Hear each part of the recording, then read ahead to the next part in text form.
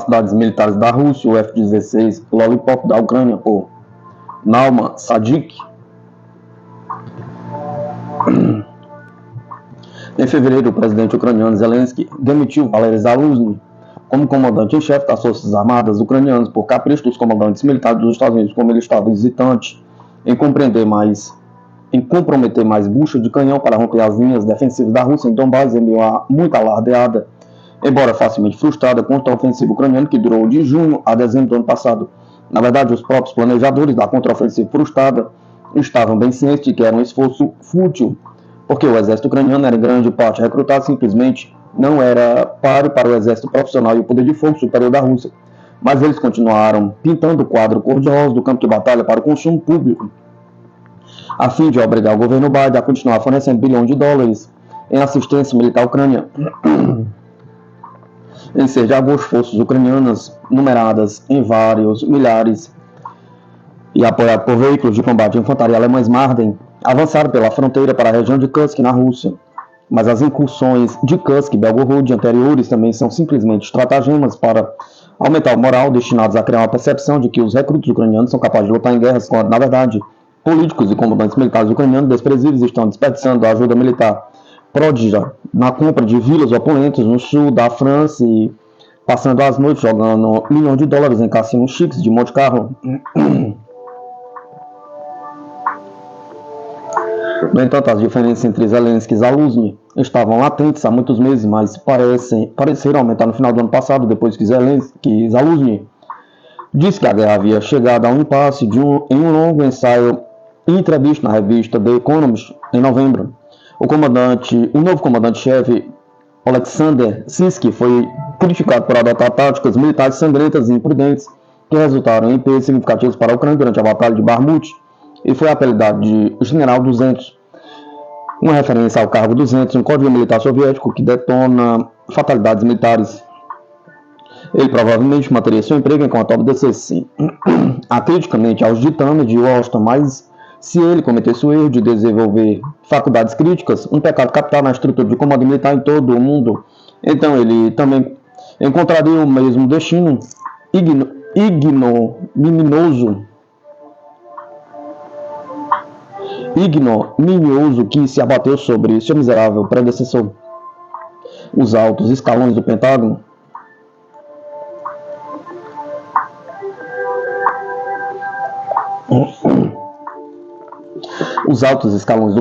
por meio do comando militar da OTAN, exercem controle absoluto sobre o teatro de guerra por procuração da Ucrânia. O regime de Zelensky e seus comandantes militares são meramente peões descartáveis, dependentes da estratégia militar conforme concebido pelos mestres e estrategistas do Pentágono. O principal objetivo dos altos escalões militares dos Estados Unidos na guerra por procuração da Ucrânia é degradar as capacidades militares da Rússia, que juntamente com a China é considerada uma ameaça existencial aos interesses de segurança dos Estados Unidos, pelo que tropas e recrutas ucranianos estão sendo sacrificados como bucho de canhão. Embora a China também tenha capacidade de guerra convencional equivalentes às dos arquirrivais da Guerra Fria, seu arsenal nuclear é sistemas de lançamento relativamente insignificantes, além do programa de mísseis balísticos de longo alcance, não estão na mesma liga de superpotências, de acordo com o relatório do Parlamento Turco de outubro de 2017, emitido após o frustrado plano de golpe militar contra o governo Erdogan. Em julho de 2016, havia cerca de 13 mil ogivas nucleares em 107 locais em 14 países, e mais de 90% das armas nucleares do mundo pertencem à Rússia e aos Estados Unidos.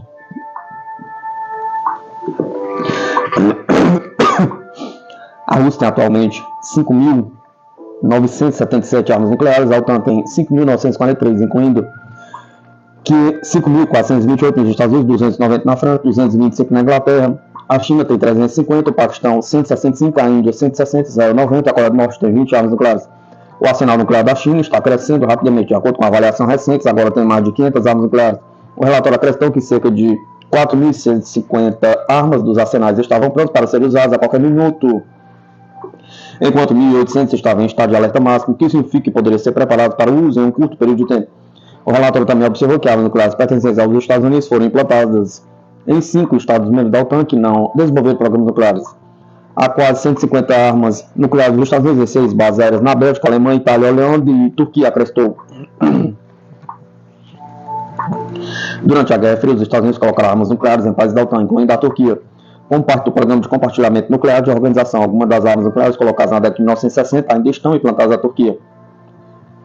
A segurança de 50 bombas de hidrogênio americanas B-61, armas nucleares táticas instaladas na base aérea de Incirlik, da Turquia, tornou-se uma questão de real preocupação durante o frustrado plano de golpe de julho de 2016 contra o governo Erdogan, depois que o comandante da base aérea de Incirlik, general Beki Erkan Van, juntamente com outros 9 oficiais, foram presos por apoio ao golpe. A entrada e saída da base foi negada. O fornecimento de energia foi cortado e o nível de ameaça à segurança foi elevado ao mais alto estado de alerta. De acordo com a reportagem de Eric Slowsensen para o New Yorker,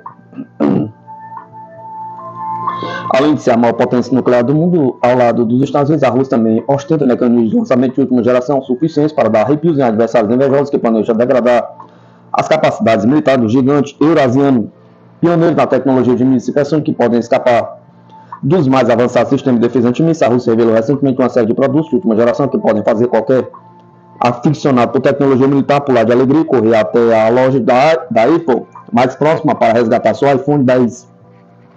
O Kinzhal ou The Danger é um míssil balístico lançado do ar com alcance de 2.000 km, atualmente lançado de um caça MiG-31. O míssil acelera velocidades entre Mach 4 e Mach 10, enquanto realiza manobras evasivas para contornar defesas aéreas e de mísseis.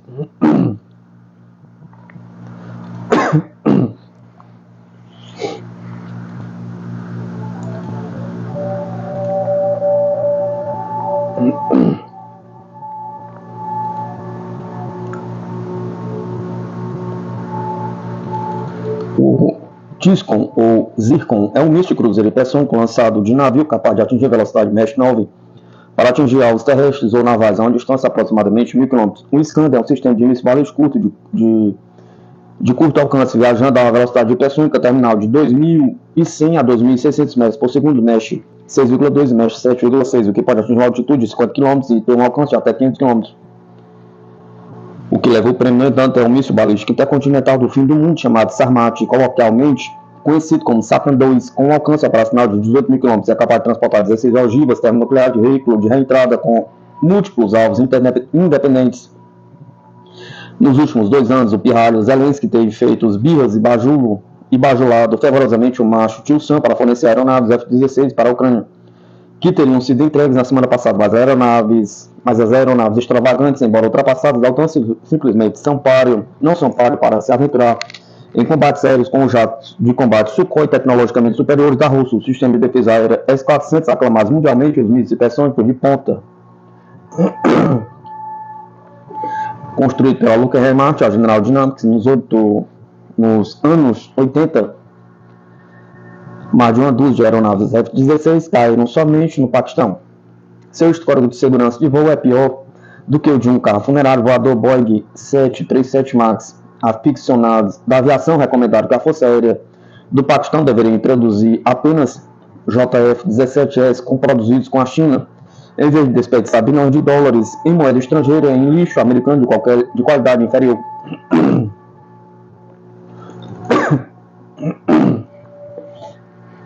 Quanto às aeronaves de transporte C-130 e os bombardeiros B-52, construídos na década de 1950 após a Segunda Guerra Mundial, esses Zeppelins de Hindenburg pertencem legitimamente a museus aeroespaciais antigos. Em vez de serem introduzidos nas forças aéreas modernas, o Pentágono confessou publicamente mais de 30 Bruck Arrows, acidentes nucleares sérios, incluindo um lançamento acidental de bombas atômicas em áreas povoadas nos Estados Unidos e na Europa, que felizmente não explodiram. Embora o número real de tais acidentes nucleares seja calculado em milhares, particularmente no auge da Guerra Fria durante os anos 60, quando tais acidentes apocalípticos eram ocorrências cotidianas, o que poderia ser uma refutação mais irrefutável do tão alardeado histórico de segurança de voo de bombardeiros estratégicos aeronaves de transporte de jatos de caça dos Estados Unidos? Pergunta. Não bastante. No auge da Guerra Fria, nos anos 60, a Rússia explodiu a maior bomba termonuclear do mundo, a TASS, bomba de 50 megatons em outubro de 1961. 400 mil soldados americanos foram enviados à Europa ainda Em menor número do que as tropas soviéticas, a liderança soviética fez repetidos pedidos para assinar um tratado nuclear de não primeiro uso, excluindo a probabilidade de um ataque nuclear preventivo, mas os Estados Unidos recusaram a proposta devido à superioridade da União Soviética na guerra convencional na Europa. O líder soviético Leonid Brezhnev até mesmo prometeu unilateralmente não usar armas nucleares pela primeira vez em 1982. Embora a Rússia tenha abandonado a promessa em 1993, após a dissolução da União Soviética e a consequente inclinação do equilíbrio de poder em favor dos Estados Unidos.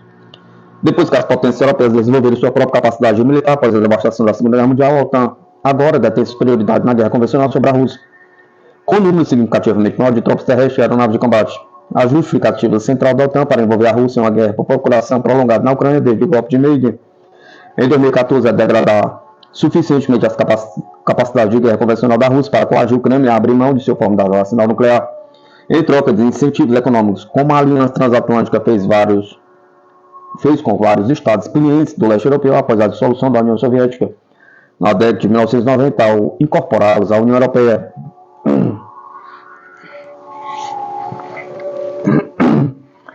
Estados Unidos e OTAN temem que China desempenhe um papel ativo na Ucrânia.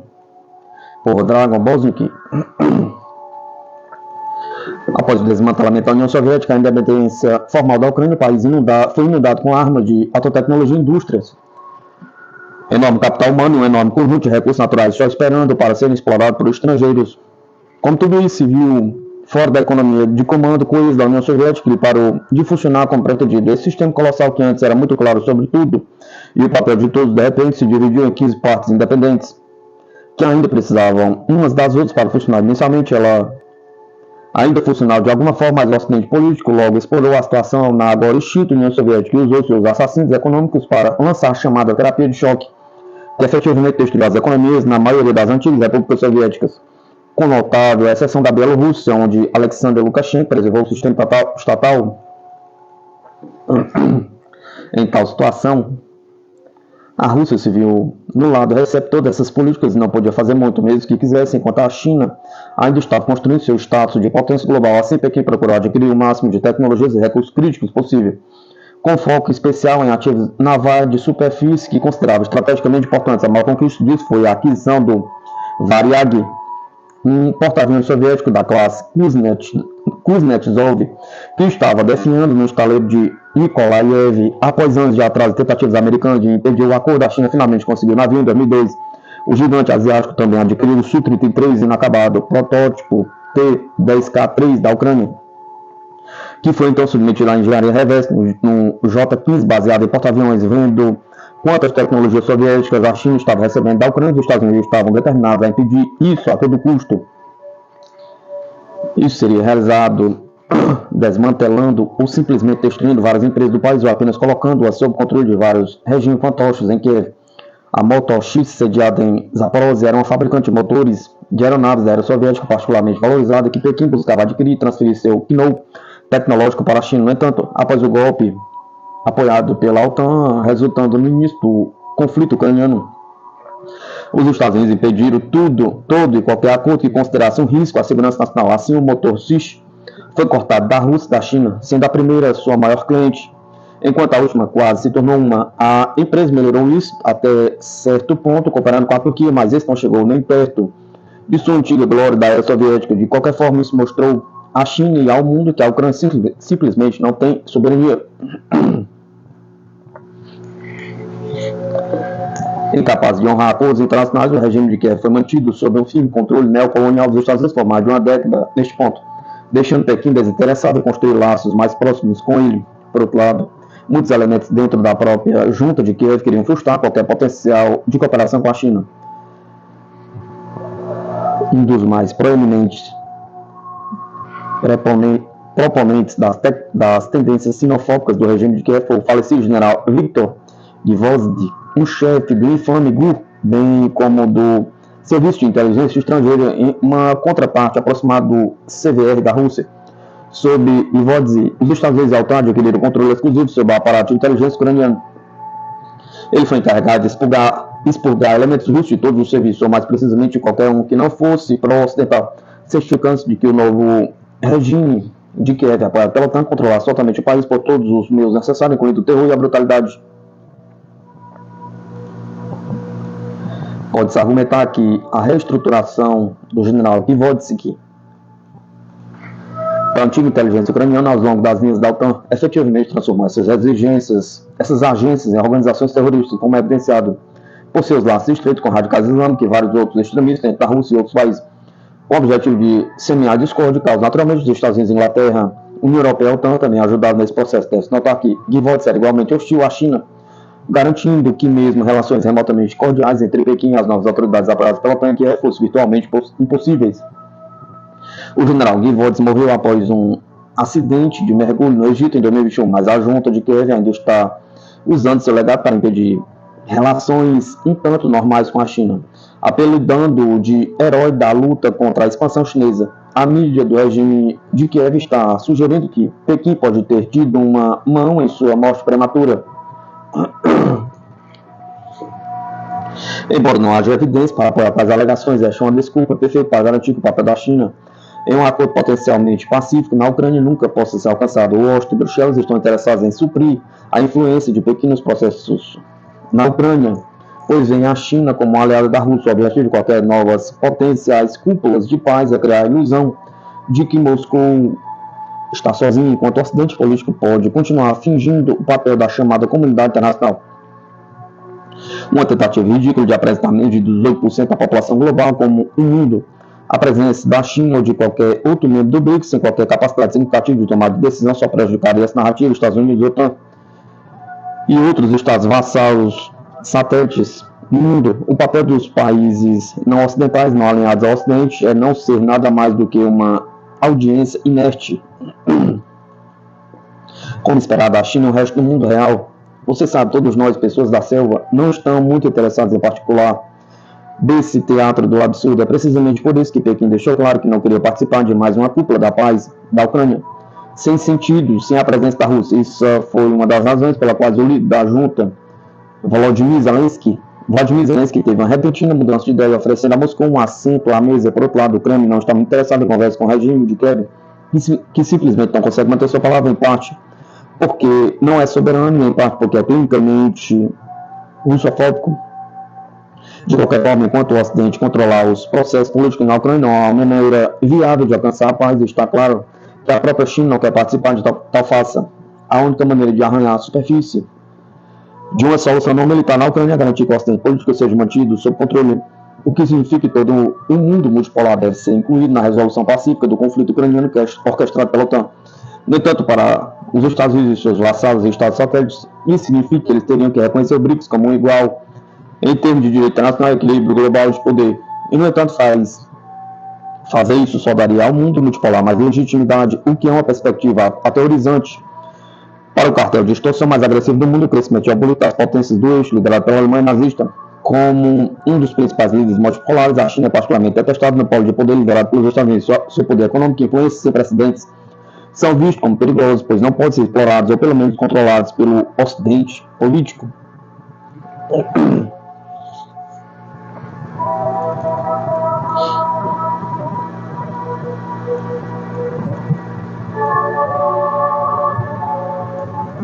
Malásia e El Salvador mostram interesse em ingressar no BRICS.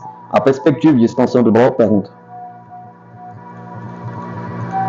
Em meio aos mais de 40 países que já demonstraram interesse em se integrar ao BRICS, um dos principais grupos de enfrentamento à hegemonia norte-americana sobre o sul global, dois manifestaram desejo recentemente, Malásia e El Salvador. Apesar disso, o bloco já anunciou uma pausa após a surpreendente adesão de novos membros neste ano. De uma das regiões consideradas mais dinâmicas do mundo, o sudoeste asiático, com países com quase 65% de muçulmanos, entre os 36 milhões de habitantes, e produto interno bruto, que representa um terço do brasileiro, a Malásia. Na América Central, a nação já permite o uso de qualquer criptomoeda para pagamentos e negociações, mas enfrenta grandes divergências internas. El Salvador, localizado a milhares de quilômetros de distância, esses dois países demonstraram recentemente o interesse em fazer parte do BRICS, que este ano teve uma expansão inédita. Com relação à Malásia, o professor Paulo Ferracioli, professor de Negócios Internacionais da Fundação Getúlio Vargas, disse que o país busca espaço para exercer sua diplomacia no mundo, o que seria ideal com o BRICS. Há espaço para ela no grupo, sem a menor dúvida, sob um ponto de vista diplomático. Ela amplia a presença e, sob um ponto de vista econômico, tem uma esperança de que a participação no BRICS vai levá-la a receber muitos investimentos estrangeiros. Acrescenta ao ressaltar que o país também faz parte da Associação de Nações do Sudeste Asiático, a ASEAN. Já com El Salvador, o especialista frisa que a situação é totalmente diferente, que o país é apenas o 104º maior economia do mundo e o PIB não ultrapassa 80 bilhões. Não é nada comparado com qualquer outro do BRICS. Tem uma população muito pequena de 6 milhões de pessoas, distribuição de renda razoável, questões políticas complicadas, o combate às gangues na capital, que é São Salvador, é uma coisa muito criticável. Desde 2004, que parou de usar a moeda local, que era o Colón. Circula no país apenas o dólar norte-americano. A partir de 2021, eles liberaram a negociação interna de qualquer criptomoeda, explica. Apesar disso, a questão do uso das criptomoedas é o aspecto que pode ser mais interessante na adesão do país ao BRICS, acredita o professor da FGV. Isso por conta do projeto da Rússia, que está na presidência rotativa do grupo, em realizar testes de comércio internacional com essas moedas digitais. O que significa? Pergunta. Que do ponto de vista de El Salvador, eles estão querendo também, porque não tem muito com quem negociar. Quem é que vai fazer negócio em criptomoedas oficiais com eles? Pergunta. São poucos os países que autorizam isso, e eles veem essa possibilidade no BRICS, e adicionalmente a ideia de se criar uma moeda para o BRICS, utilizando pelo menos parte como criptomoeda, ou pelo menos a criação de um sistema que vai substituir o velho SWIFT, declarou. Qual a principal economia da Malásia? Pergunta. Uma das principais potências da ASEAN, a Malásia chegou a liderar por 9 anos consecutivos o indicador da economia islâmica global, que reúne 81 países islâmicos, à frente até da Arábia Saudita, isso por conta da variedade de produtos e serviços halal. Cenário regulatório, mercado interno e inovação. José Niemeyer, professor de Relações Internacionais do IBMEC, ressalta também os benefícios da adesão do país ao BRICS. A Malásia faz parte da região do Sudeste Asiático, que é uma área muito rica e em grande crescimento. Pode transacionar e cooperar com outros membros do BRICS, como Brasil, Rússia e China. Com alguns já tem uma linha de comércio bilateral forte, mas pode participar do grupo, me parece não só positivo para a Malásia, como também uma ponte importante para os países do BRICS na região do Sudeste Asiático. Explicou ao acrescentar que ainda há uma competição entre as nações da região, como Indonésia e Tailândia.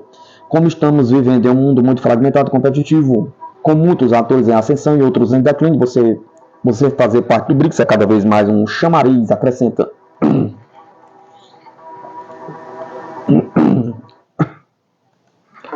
Além disso, o especialista acredita que o interesse em aderir ao BRICS ocorre diante do papel que o grupo apresenta atualmente no sistema internacional, inclusive com o poder de compra que já é superior ao G7, que reúne Alemanha, Itália, Inglaterra, Estados Unidos, França e Canadá.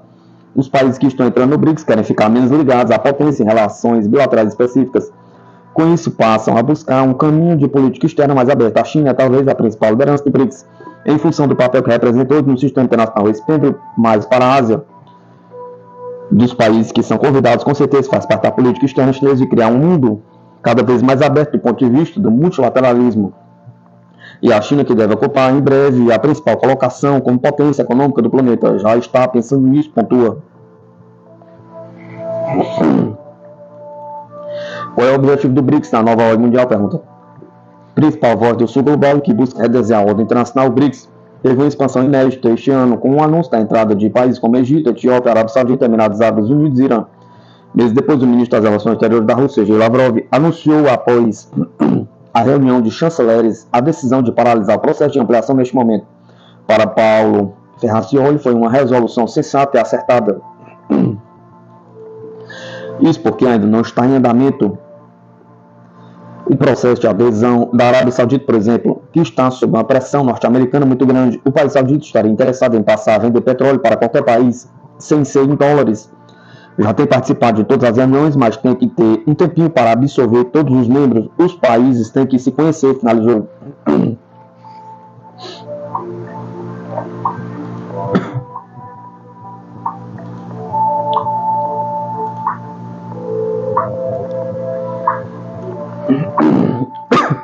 Em mega negócio, o Brasil pode vender até 80 jatos KC-390 para a Índia.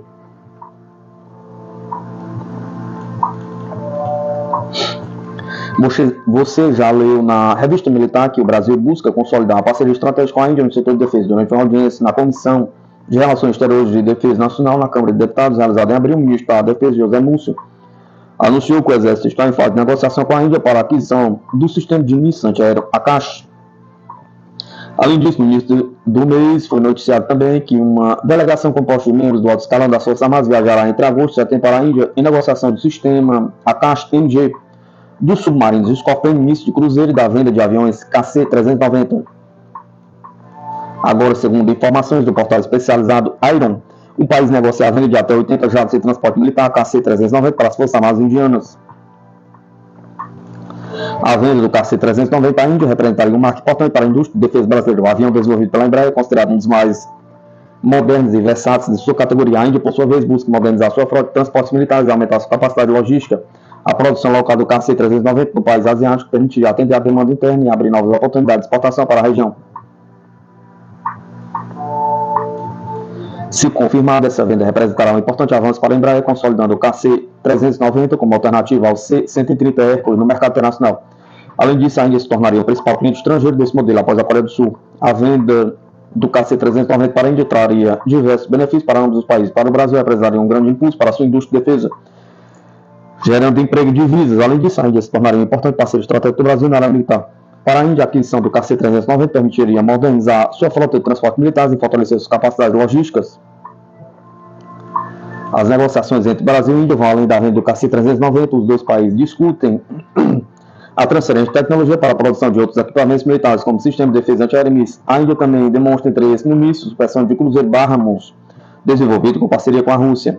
A expectativa é que o acordo seja assinado durante a visita do presidente Lula à Índia, previsto para o final de 2024. Será uma grande oportunidade para avançar nas negociações. Espera-se que um acordo seja firmado, consolidando a parceria estratégica entre os dois países.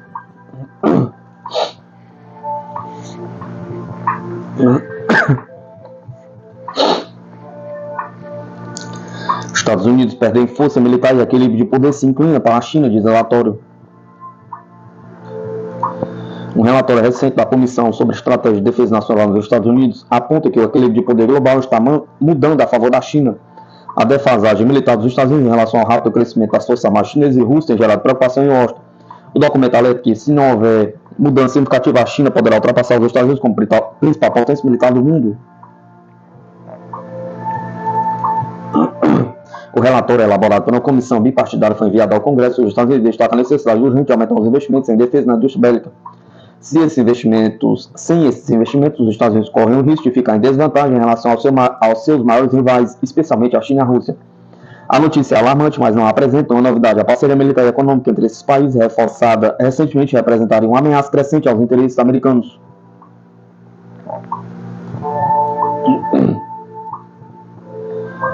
Desde que Xi Jinping assumiu o poder na China em 2003, o país tem intensificado seus esforços para fortalecer o Exército de Libertação Popular. O orçamento de defesa da China já é o segundo maior do mundo, atrás apenas dos Estados Unidos da América. Mesmo assim, o rápido crescimento militar chinês tem sido difícil de acompanhar, mesmo para os americanos, que historicamente lideram em gastos militares.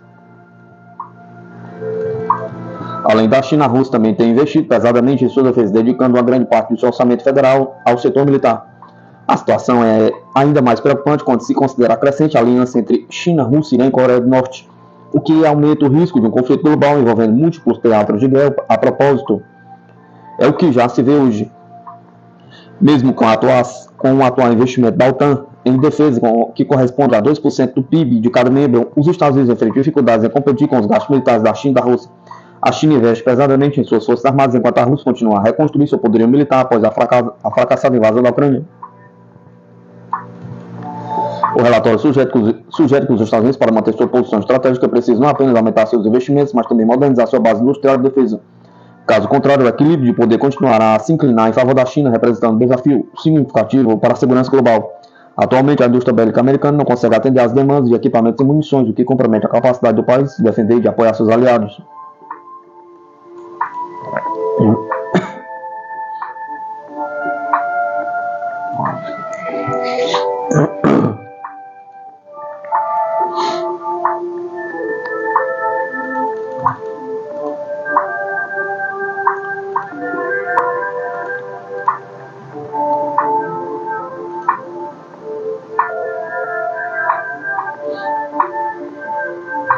Exército Brasileiro omite os custos do intercâmbio de comunicação com as Forças Armadas dos Estados Unidos, gerando questionamentos sobre a transparência entre os países. No atual cenário de desafios à transparência das instituições, o Exército Brasileiro vem enfrentando críticas intensas. Um recente episódio trouxe à tona a resistência da instituição em fornecer detalhes sobre o intercâmbio de comunicação realizado em junho deste ano com as Forças Armadas Americanas. A negativa em divulgar informações cruciais como custos, duração e objetivos do treinamento gerou preocupações sobre o grau de confiabilidade dentro das Forças Armadas. A situação se agrava ainda mais quando, após a negativa inicial, o próprio Exército admitiu que o evento de fato ocorreu, levantando sérias dúvidas sobre a coerência e a transparência dos processos de comunicação da instituição.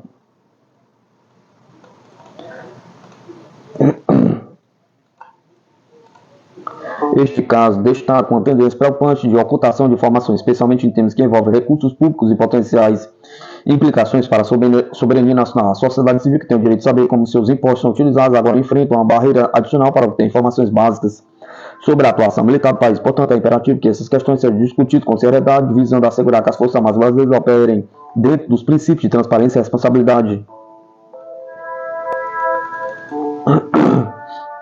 A UNG justificou que o pedido não atendia aos critérios necessários para a concessão das informações solicitadas, reiterando a decisão de negar o acesso. A falta de clareza quanto aos custos e ao conteúdo de treinamento evidencia a necessidade urgente de maior fiscalização sobre as atividades das Forças Armadas, especialmente no contexto de cooperação com potências estrangeiras. A sociedade civil tem o direito de saber como são utilizados os recursos públicos e quais são as possíveis implicações para a soberania nacional. A recusa do Exército em fornecer detalhes mesmo após a confirmação do intercâmbio sugere uma tentativa de controlar a narrativa em torno de suas atividades, o que dificulta o acesso a informações públicas cruciais para o controle social. Essa postura do Exército Brasileiro exemplifica uma preocupante padrão de falta de confiabilidade, a insistência em restringir o acesso a informações relevantes, mina os princípios de transparência que deveriam guiar a administração pública no Brasil, colocando em xeque a confiança da população nas instituições de defesa do país. Além disso, a ausência de informações claras sobre o intercâmbio entre militares brasileiros e americanos levanta questões sobre a natureza dessas interações e seus impactos potenciais. Quando o Exército Brasileiro se recusa a divulgar detalhes sobre tais atividades, isso não apenas impede o escrutínio público, mas também pode enfraquecer a confiança em acordos de cooperação internacional que envolvem a soberania nacional e recursos públicos. A opacidade na comunicação do Exército Brasileiro em relação a este intercâmbio é uma preocupação crescente que exige atenção imediata. A sociedade precisa estar ciente e informada sobre as operações realizadas em seu nome, especialmente aquelas que envolvem forças estrangeiras e podem ter implicações significativas para a segurança e a soberania do Brasil.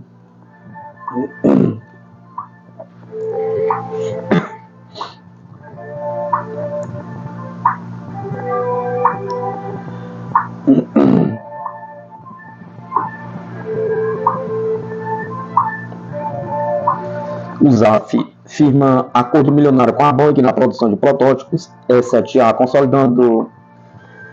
consolidado pela OTAN como solução preferida para a vigilância aérea e um pilar na defesa global.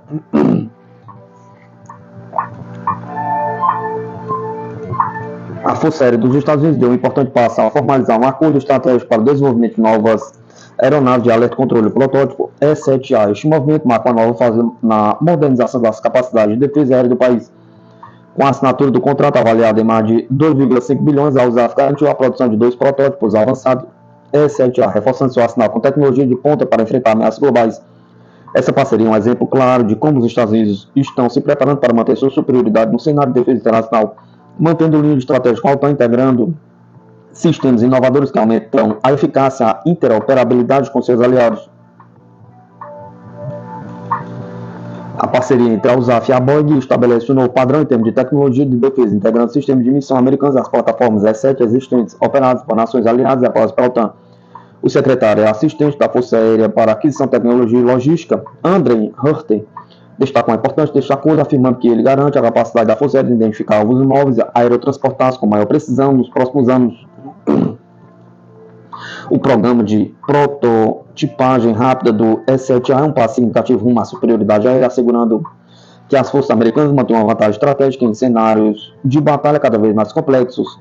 Essa iniciativa também reforça a interoperabilidade com aliados globais que já operam a aeronave E-7, como a Força Aérea Real Australiana, a Força Aérea da República da Coreia e a Força Aérea Turca.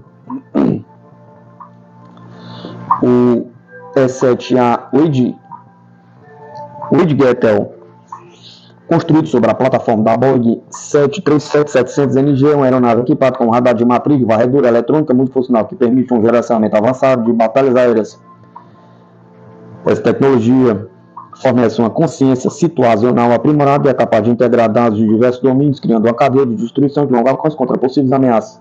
Segundo Stu Voboril, vice-presidente da Boeing, gerente do programa E7, o E7AEWC é um elemento crítico no campo de batalha moderna, oferecendo uma vantagem decisiva em termos de comando e controle. A aeronave não é só mais eficiente em termos de custos operacionais, mas também oferece uma interoperabilidade sem precedentes com a crescente comunidade global de usuários.